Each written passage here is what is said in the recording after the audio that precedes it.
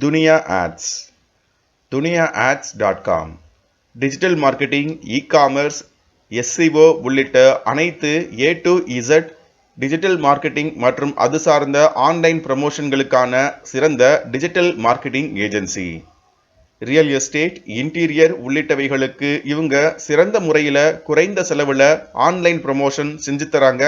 Result 100% உத்திரவாதம். Contact பண்ண கீழே இருக்கிற நம்பரை பிங் பண்ணுங்க. ஸ்பிரிச்சுவல் தமிழன் நேயர்களுக்கு வணக்கம்.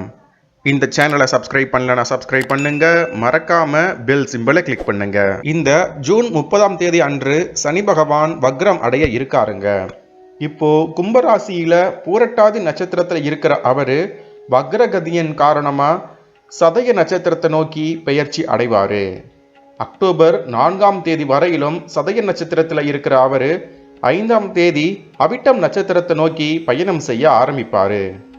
இந்த பயணமானது நவம்பர் 15ஆம் தேதி வரையிலும் நடைபெறும்.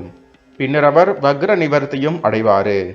இதனால உங்க ராசிக்கு எந்த மாதிரியான பலன்கள் ஏற்படும் அப்படின்னு பார்ப்போம். செவ்வாய் பகவான அதிபதியா கொண்ட மேசராசி அன்பர்களே, உங்களுக்கு இந்த சனி வக்ர பெயர்ச்சி கிட்டத்தட்ட 180% நன்மைகளை தாங்க வழங்க போகுது.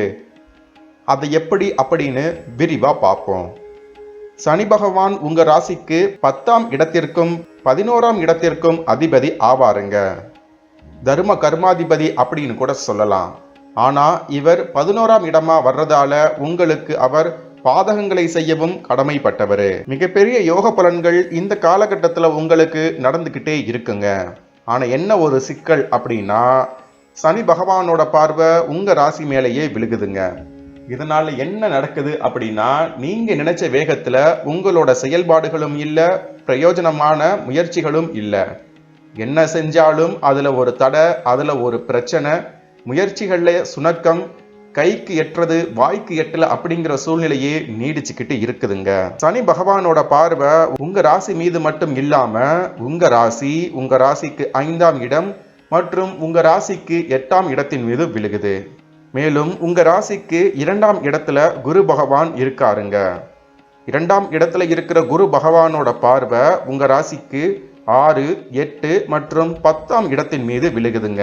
ராகு பகவான் உங்க ராசிக்கு 12ஆம் இடத்திலும் கேது பகவான் உங்க ராசிக்கு 6ஆம் இடத்திலும் இருக்காருங்க. இது நன்மையா? வாழ்க்கையில வளர்ச்சி ஏற்படுமான்னு கேட்டா பின்ன கொட்டாய் விட்ட வாயில திருப்பதி லட்டு இதுதாங்க. 11ஆம் இடத்துல இருக்கிறவரு இனி நோகாம நோன்பு கும்பிடுறது அப்படின்னு சொல்றது போல கஷ்டப்படாமலேயே உங்களுக்கு வருமானத்தை வாரி வழங்குவாருங்க. 8ஆம் இடத்தை குரு பார்த்து சுபத்துவப்படுத்துவதால கடன் பிரச்சனைகளை வெறும் 4 மாதங்கள்ல முடிவுக்கு கொண்டு வரதற்கான வாய்ப்புகளும் உண்டுங்க. உங்க சுய ஜாதகத்துல தசா நல்லா இருக்கிற பட்சத்துல உங்களுக்கு இந்த காலகட்டம் அற்புதமான காலகட்டம்னே சொல்லலாங்க. பணத்துக்கு பஞ்சமே இருக்காது. அந்த அளவுக்கு பணம் நல்லாவே கைக்கு வந்து சேருங்க. சற்று பொறுமையோட நிதானமா முயற்சி செஞ்சீங்க அப்படின்னாலே இந்த காலகட்டம் உங்களுக்கு இனிமையான காலகட்டம் அப்படின்னே சொல்லலாம். பணத்துக்கு மட்டும் இல்ல, மன மகிழ்ச்சிக்கும் குறை இருக்காது. பேசியே காரியம் சாதிப்பீங்க. பேச்சுல நல்லதொரு இனிமை வெளிப்படும். எப்படி பேசினா காரியம் சாதிக்கலாம் அப்படிங்கிறத தெரிஞ்சு சூசகமா தெளிவா நுணுக்கமா பேசி காரியம் சாதிப்பீங்க. சுவையான உணவுகள் கிடைக்கும். நினைச்சபடியே வருமானம் அதிகரிக்கும். குடும்பத்திலையும் நல்லதொரு மகிழ்ச்சியான சூழ்நிலை காணப்படும். முகத்துல ஒரு பொலிவும் பிரகாசமும் உண்டாகும். வேலை தேடி அலைகிறவங்களுக்கு நல்ல வேலை கிடைக்கும்.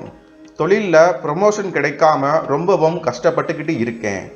விரும்பிய டிரான்ஸ்ஃபர் கிடைக்கல, விரும்பிய பணியிட மாற்றம், பதவி உயர்வு, ஊதிய உயர்வு அப்படின்னு எதுவுமே கிடைக்கல அப்படின்னு மேசராசிக்காரவங்க கவலைப்பட்டுக்கிட்டு இருந்தீங்க. அந்த நிலைமை இப்ப மாறுதுங்க. வருமானத்திற்கு பஞ்சமே இல்லாத சூழ்நிலை வர்றது மட்டும் இல்லாம நீங்க விரும்பிய பதவி உயர்வு, ஊதிய உயர்வும் கிடைக்கும். நீங்க எந்த ஊருக்கு டிரான்ஸ்ஃபருக்கு அப்ளை பண்றீங்களோ அது இந்த காலகட்டத்தில் நடக்கும். குறிப்பா உங்க ஜாதகத்துல சனி பகவான் வக்ர நிலையில இருக்காரா, கட்டாயம் இது நடக்குங்க. எதிரிகளை இல்லாம ஆக்கிருவீங்க. எதிரிகளின் தொல்லையும் உங்களுக்கு இருக்காதுங்க. போட்டி, பொறாமை, பணப்பிரச்சனை, மனப்பிரச்சனை, சிக்கல்கள், பிக்கல் பிடுங்கல் எதுவுமே இந்த காலகட்டத்திலையும் இருக்காதுங்க.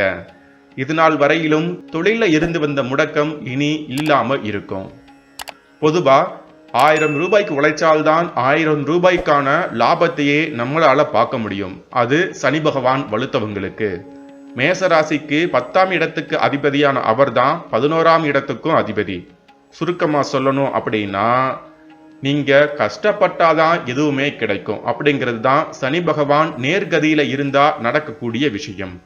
இங்க வக்ரகதி ஆகிறதால சனி பகவான் முன்னுக்கு பின் முரணா செயல்பட ஆரம்பிப்பாரு.